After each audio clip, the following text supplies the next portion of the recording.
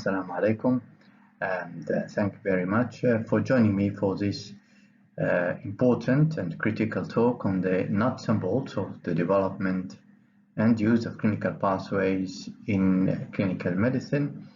As you know, clinical pathways are considered critical and important tools for improving the quality of healthcare, be it in the outpatient or inpatient settings. For people who do not know me, I've actually worked in quality improvement for more than 20 years, and I've chaired several committees dealing with competency-based medical education, quality improvement, knowledge translation, and research.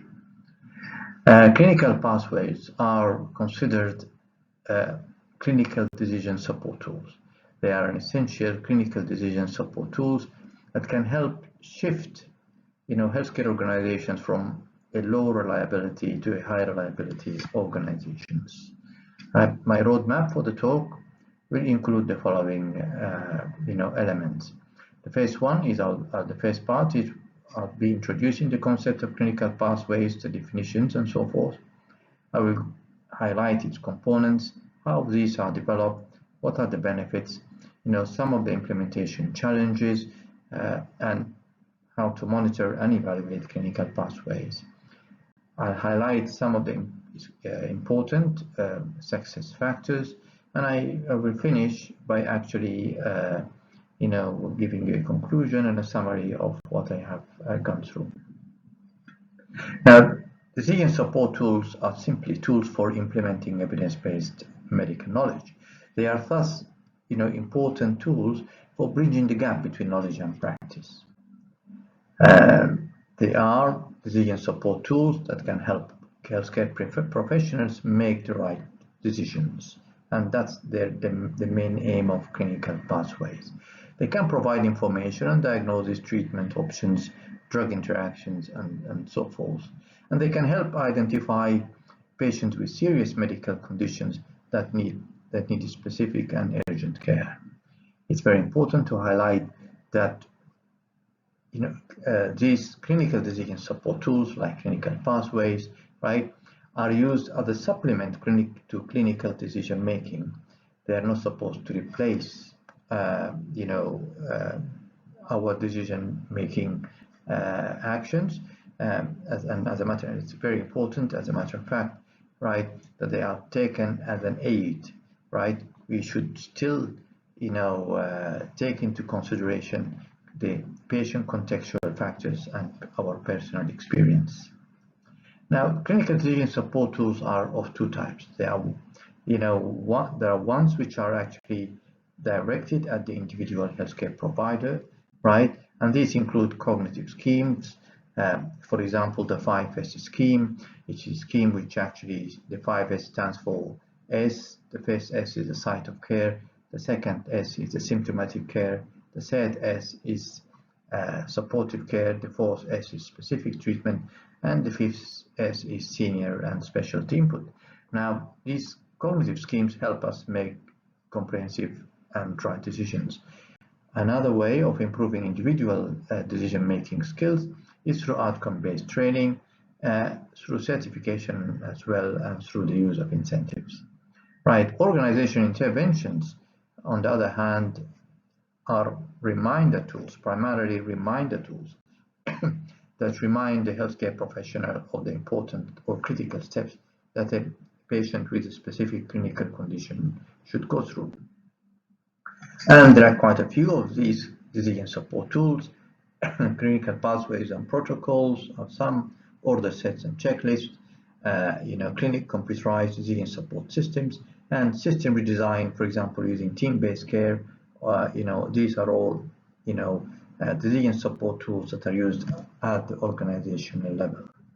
Okay, it's important to highlight some important differences between these clinical decision support tools. So, what's the difference between pathways and protocols, order sets and checklists? Now, pathways in general, right, are guides that are applicable to around 80% of the target population. So around 20% of the target population, for example, diagnosis of community-acquired pneumonia, right, will, the pathway may be followed to the letter, right, without major changes in the way the pathway is followed. But 20% of patients, using a specific clinical pathway, the healthcare provider might need to deviate from what the pathway is saying based on patients' comorbidities, contextual factors, and so forth. On the other hand, protocols are more rigid, and you'll find that protocols are in general applied mostly, almost completely, and the classic protocols, for example, a protocol for the management of anaphylaxis, thrombolysis, or chemotherapy, people tend to, stick to what the protocol is, requesting them to do. All the sets, right, these are usually orders, for example, medications, lab tests, imaging, and so forth. They're usually part and parcel of clinical pathway. So clinical pathway will always have an order set to highlight what ought to be done for a specific patient. Checklists are actually algorithmic listings of actions, and they are meant to make sure that none of the important steps are missed. Okay, so for example, they're for example using the OR, right, and for patients, just to make sure that people are not actually, for example, doing an amputation for the wrong limb or for wrong site procedure. Now, coming back to clinical pathways themselves, they are pathways. Okay, they actually mirror what's written in Surah Al-Fatiha, right? It says, "Show us the straight path or the right path." Okay, so clinical pathways actually guide the healthcare professional to make sure that the right path is followed from A to Z. Right? There are many synonyms for clinical pathways, including integrated care pathways, coordinated care pathways, anticipated recovery pathways, and multidisciplinary pathways, and so forth.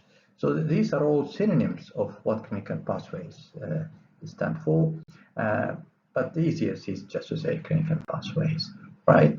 So what's meant by clinical pathway? What's the definition?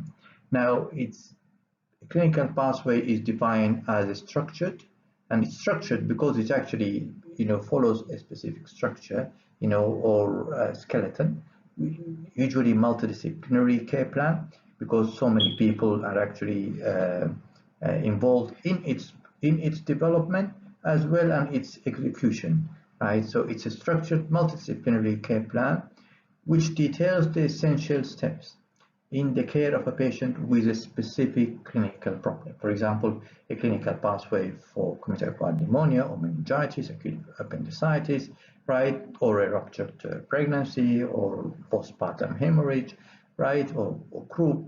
So it has a specific clinical problem, right? Its beauty lies in that it organizes and sequences, as well as times, the major interventions, so that these are actually done in a very systematic and comprehensive way. Now, these interventions can be medical and non-medical. So the non-medical can be by nursing or pharmacy or physiotherapy, other disciplines in the hospital, right? And which a particular patient with a specific clinical problem needs, right, or should receive. So they are structured and comprehensive, right? They are considered a tool, right? They are tools for, decision support tools, reminder tools, and for bridging the gap between knowledge and practice, right? An extra bonus for clinical pathways is that because clinical pathways, you can use clinical pathways to check for any deviations from planned care, and therefore as variants, these are called variances, and therefore you can go back and improve the care and improve the quality of your care, right? The primary aim is to streamline and improve the quality of patient care, so that it's a way of standardizing the care, right? Streamlining and improving the quality of care, right? They are essential, they're critical if you want to improve your healthcare improvement in your healthcare improvement program. Okay, there are many benefits. One of the important benefits and the most important is standardization of care. As a matter of fact, standardization is an important and critical element of high reliability organizations. So if you can standardize your care, you are moving towards a high reliability organization, right? It improves patient care quality and outcome, reduces length of stay, reduces therefore cost, increases efficiency. It helps staff education. You can, be really, surprised. You'll be very surprised to see your junior doctors who are joining, just within who just joined your team. Within the first week or so, they have actually, became highly empowered with all the new elements of practical practice set for managing so many diseases that are actually managed on a clinical pathway. So for staff education, it's a powerful tool. It helps improve teamwork. It improves patient satisfaction. It helps also in research and audit because you are collecting data all the time, right, and comprehensively collecting data. And it reduces paperwork, obviously, specifically if you are using it electronically, right? So how are these clinical pathways developed? Okay, now there are 7 golden steps for developing clinical pathways. The first thing is actually identification of the target condition or patient population. The second is development of a multidisciplinary team based on that target condition or patient population. The third is about literature review and evidence synthesis. The fourth step is about developing the pathway itself and consensus building. The fifth is piloting the pathway and for testing and evaluation. The sixth is dissemination implementation, and the seventh is continuous monitoring and improvement. Right. Before I go into explaining exactly how you go through these steps, I want to highlight first the components of clinical pathways. For any clinical pathway, you need 3 components, right? The first one is called the written format, and actually that's a summary of what the guidelines are saying about the management of that specific condition or managing this particular patient population. The second component is the implementation format, and this includes the orders and explanatory reminders or notes about that specific condition. And the third part actually is a format which is for monitoring, with key performance indicators, right? As well as a variance sheet actually, and the variance sheet actually tells about any deviations from process or outcome. Now, the implementation component of a clinical pathway will actually have to include all these elements, right? It will have to include a title of clinical pathway, a disclaimer telling that the clinical pathway is actually not rigid format, and your personal decision-making skills are also as important, based on the contextual patient factors and personal experience, right? It also includes patient demographics and contact details, chronological data, admission under which consultant or on call on that day, for example, any allergies, the resuscitation status, the admission diagnosis, your assessment of the severity of the condition and the patient stability, your recommended site of care based on the severity, what are the infection control requirements, diet, activity, monitoring parameters, which parameters you need to monitor, what are the important labs, radiology and cardiac studies you need to do, and also any important consultations, what are the therapeutic and preventative orders that you need to include, discharge planning, discharge criteria, discharge orders, and follow-up arrangements. You can see that if a patient gets all of these, the management would be superior quality and highly comprehensive, right? Now coming back to the development of the clinical pathway. So I'll try to explain the 7 golden steps. The first one is identification of the target condition or patient population. Now there are usually 4 guides on which condition or target condition or population you need to choose, right? You might choose a high volume disease, For example, it's a very common disease. For example, in Sudan, for example, would be malaria, or for example, meningitis, if there is an epidemic of meningitis, for example. You might choose a high cost, something which actually costs the hospital a lot in managing, and therefore you can choose a clinical pathway in one of the ways actually of controlling your cost. Okay, it might be just of a high interest. Okay, and you wanted to collect data and check outcomes of these specific groups of patients, or it could be a high risk, for example, a serious disease, right? Again, just like meningitis, and you want to improve the outcomes, right? You can also use a priority survey, and you just survey your staff and see which conditions they would like to have clinical pathways for. And at the same time, you can also do a needs assessment just to see what are the baseline conditions, baseline data for the condition you are actually going to work on. And that's like having a situational analysis. Right, you have to create a multidisciplinary team based on the condition you have actually selected. Okay, and usually to find out the members of a team, you have to flow chart a patient journey from admission to discharge, for example, or from attending your clinic to leaving your clinic or your outpatient service, to find all the relevant people of that you need to include, right? And so many times you will have to include multiple professional groups in your multidisciplinary team, right? And obviously you have to also include the patient or representative of a patient. It's very important to include all the important members. Otherwise, you will not develop what people calling quality improvement ownership, right? People with ownership are more likely to make the clinical pathway succeed. Right? Now, the third step is actually literature review and evidence synthesis, and obviously you have to look at the clinical, you have to look at the guidelines, and at the same time look for any clinical pathways that have been actually tested or actually used in other hospitals, for example, or published. Okay, and actually you can even just Google for clinical pathways, and the net is full of clinical pathways.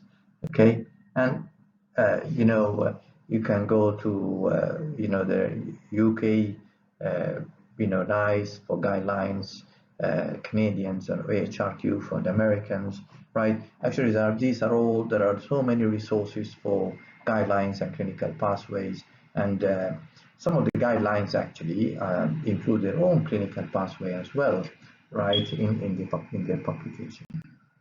Okay, and then you once you've actually collected the guidelines and prototype clinical pathways from other teams, other hospitals, and there are, as I said, there are numerous, if you actually search, right? And then you have to decide to build a template, right? You have to decide on what sort of template are you going to use for your clinical pathway, and you're going to use this template for all your pathways that you're going to develop, right? And when we actually worked on the clinical pathways for the Department of Medicine, right, we created a template with a sidebar, and on the side we use a sidebar actually to include the explanatory notes, and these are very educational top tips for managing that specific condition, right? And they are actually very handy and improve their knowledge and help the team appreciate exactly why things are being done the way they're done. Okay, now this is an example of this is part of a meningitis pathway, and you can see where are the clinical pathways people write on them, right? Okay, and that's the beauty of clinical pathways. Unlike guidelines, which people have to go and look at them and then come back and apply it to the patient, in clinical pathways, what's there in the guideline is actually already included on the sidebar, right? And the important elements, for example, here in the past history, important elements of the history are already there, right? So that nothing is missed. And these are important and critical elements for actually decision making and having comprehensiveness in all aspects of your clinical care. Right, now you have to pilot test and evaluate, and without pilot testing you will never know. You might actually be wasting lots of resources and time if you want to just apply it across the board. But you really have to pilot it in a small scale pilot, and make sure that actually you learn from the exercise. Are there any from the feedback? Are there any things that are not clear? What you should you need to improve on the pathway to make it a success when you disseminate. Critical step in the development and use of clinical pathways is the step of dissemination and implementation. It's very important that a clinical pathway is disseminated to all stakeholders, be it your junior doctors, be it your consultants, be it staff in the ER, the nursing staff, pharmacists, so that every stakeholder is aware of this clinical pathway. It's also very critical to have an ongoing training, education, and communication, right? This is really very crucial for the successful adoption and for future adherence.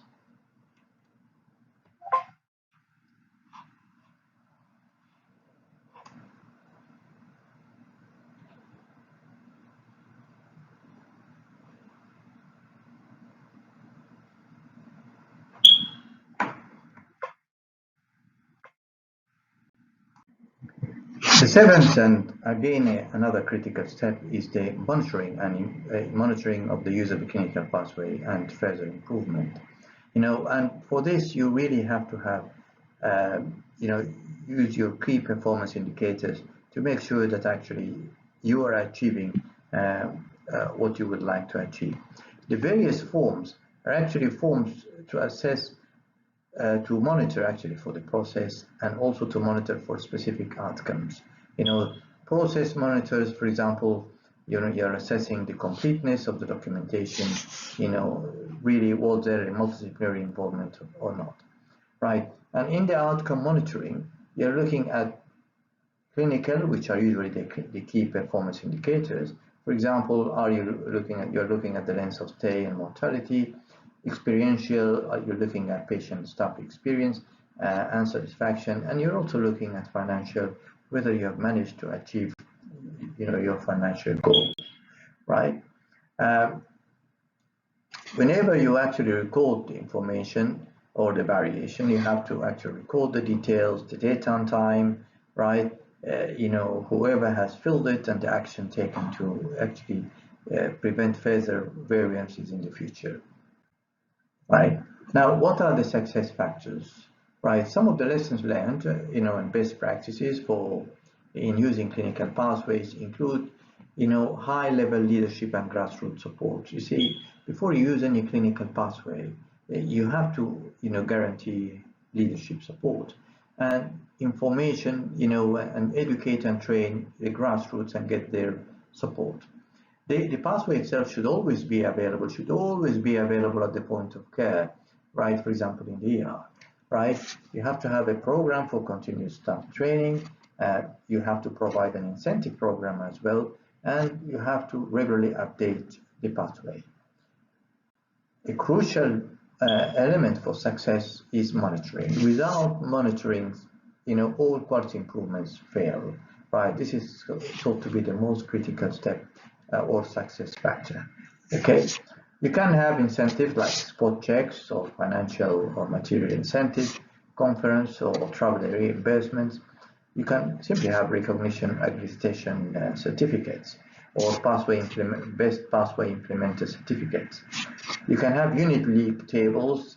For example, you see which unit are actually best in applying, in implementing the pathway. And obviously pathways help people, protect people against litigation, right? This is just the first page of a community-acquired pneumonia clinical pathway, and what you can see is a disclaimer here which says that the clinical path is a general guideline to assist in the management of patients, and this guideline or pathway is not designed to replace clinical judgment or individual patient needs, right? And there are demographic data and the inclusion criteria for diagnosing community-acquired pneumonia, and then it goes to the assessment of severity and the site of care, general ward or intensive care. And similarly, this is an acute asthma clinical pathway with its disclaimer, the demographic data, even the name of the consultant on the department, the inclusion criteria for actually entering the pathway, assessment of severity, right? And this is the guide for actually assessing the severity and identifying the precipitants. Now, going to a pathway which I'll try to go a bit more deeply into, the acute bacterial meningitis pathway, and again with its disclaimer and the entry criteria for the for patients into the pathway, like it's a meningitis epidemic, there is fever and headache, and there is a mental status change, neck stiffness, and photophobia, right? If any two of these would make the patient enter the pathway, okay? And then the assessment of the next step is assessment of suitability for urgent lumbar puncture, and it highlights what are the contraindications for lumbar puncture, and if there is no contraindication, these are the actions: start blood culture, start IV dexamethasone, start lumbar puncture, and if acute bacterial meningitis is confirmed, start IV. You can see you give the steroids even before the LP, right? And obviously before giving the antibiotics, right? Now these are the contraindications and the actions if there are contraindications. Yes, you take a blood culture as well. You start IV, right? And you start the IV dexa, and you start the IV antibiotic then, and then you go for a CT. You don't do the LP. And these are the criteria for admission to the intensive care unit, right? And there's a brief paragraph on the major elements in the management, like antibiotic route and duration, how to add steroids, right? And how to add, peptic ulcer prophylaxis, when to consider repeat lumbar puncture and CT head, when to discharge, and when to follow up. Now, these are highlighted in the pathway so that whoever actually is dealing with this particular patient is aware exactly what are the important elements and high quality elements in the management. The pathway has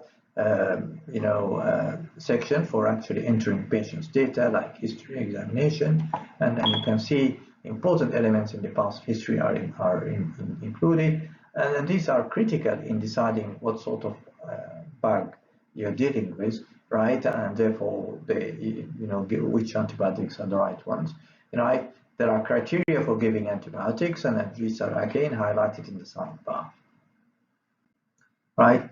In the history, important elements in the history like nutritional, functional, immunization history are included, right? Elements in the social history, drug history, and allergies are also included. And on the sidebar, you will see that these are the antibiotics that are recommended.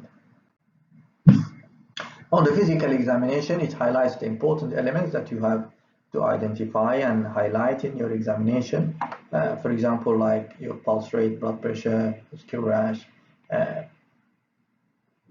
their confusion state, and their Glasgow Coma scale is a papilledema for neurology. And again, like before, the sidebar is full of tips, practical tips on what exactly you should be doing.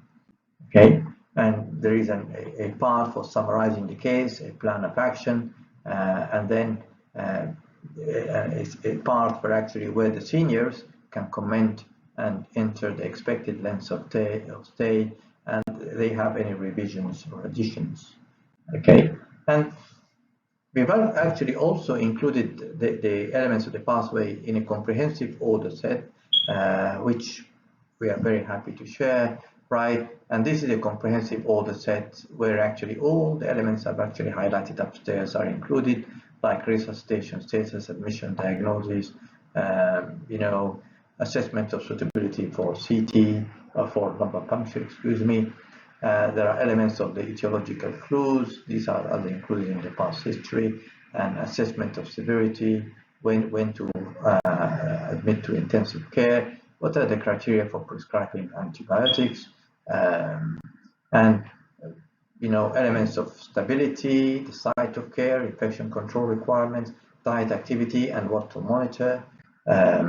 What are the essential labs? And you can see in the essential labs, it's written here, when to consider repeating the LP or CT head, okay? And these are the important tests. These are the critical ones, and these are the optional ones.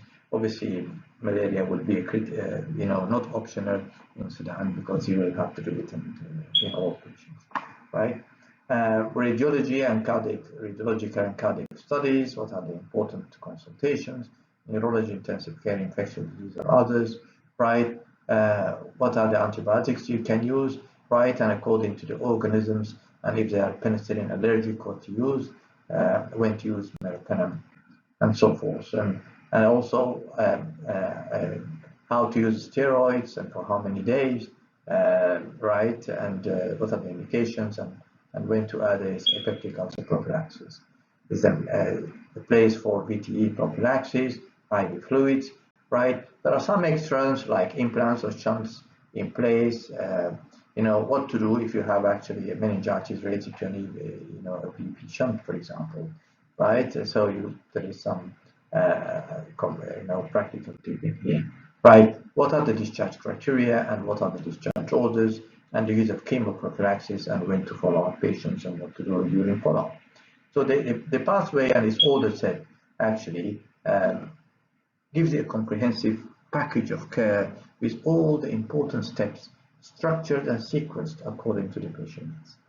So in summary, clinical pathways are structured multidisciplinary care plans that detail the steps, for the management of a specific medical condition or clinical condition or surgical condition, right? Or pediatric or obstetric condition, right? And they aim to standardize and optimize, right, the quality of patient care. And this is an important step in improving the reliability of the systems. As I said, standardization is a critical step for achieving high reliability, right? It promotes evidence-based clinical care, it reduces unwanted variations, improves coordination of care, right? It times and sequences the actions. It gives you criteria for inclusion and exclusion of patients. It identifies the appropriate healthcare professionals of the team that should look after the patient, and it details all the diagnostic tests, medications, and other interventions that you need to have.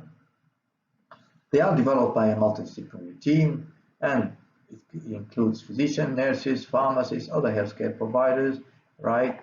And you have to customize them to the specific healthcare setting, but also according to, you have to, customize them to the contextual factors. What are the antibiotics you have? What are the investigations? You don't have a CT, so what are you going to do? Okay, if you suspect that there is an increase in intracranial pressure, what should you do, right? What are the interventions that you can empirically use, right? You really have to update them according to the guideline needs, according to the guidelines. You see, the guidelines change frequently, so you really have to update them at least annually, right? They do improve, they have been shown to improve patient outcomes, efficiency, and reduce healthcare costs. But another element actually is that it educates your staff. Your staff become highly educated, right? You have to successfully adopt clinical pathways, leadership commitment, and all healthcare provider commitment is very important, and monitoring. If you don't monitor the use of clinical pathways, they are likely to fail.